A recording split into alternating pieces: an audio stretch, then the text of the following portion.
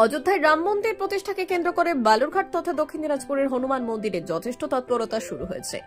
বালুরঘাট, গঙ্গারামপুর সহ জেলার 8টি ব্লকে হনুমান মন্দিরগুলিতে পুজো পাঠের আয়োজন করা হয়। ইতিমধ্যে কিছুদিন আগে বালুরঘাট এবং গঙ্গারামপুরের হনুমান মন্দিরগুলি থেকে অর্থ সংগ্রহ করে তা রাম মন্দির নির্মাণের কাজে পাঠানো হয়েছে। অযোধ্যার রাম মন্দির থেকে জলের কলস জেলার বিভিন্ন রাম মন্দির এবং হনুমান মন্দিরে এসে পৌঁছেছিল। জানা গিয়েছে 22 জানুয়ারি জেলার হনুমান মন্দির এবং রাম মন্দিরগুলিতে যাগযজ্ঞ এবং পুজো পাঠের আয়োজন করা হয়েছে।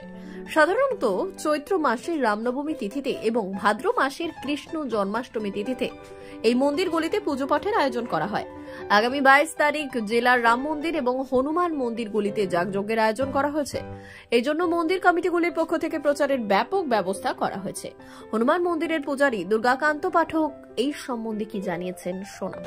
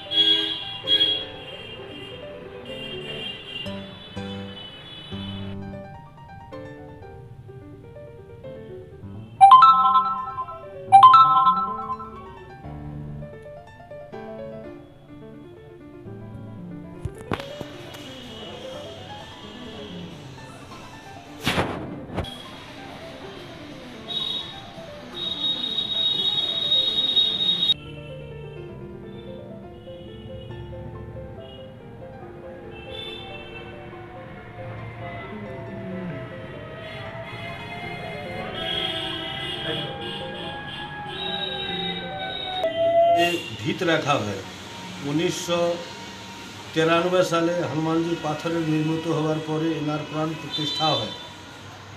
এই মন্দিরের মাহাত্ম্য আছে যে এখান থেকে এতদিন ধরে যে মন্দির আছে বাবা বিরাজমান হয়ে আছেন, কোনোদিন কোনো ভক্ত খালি হাতে ফিরে যায়নি।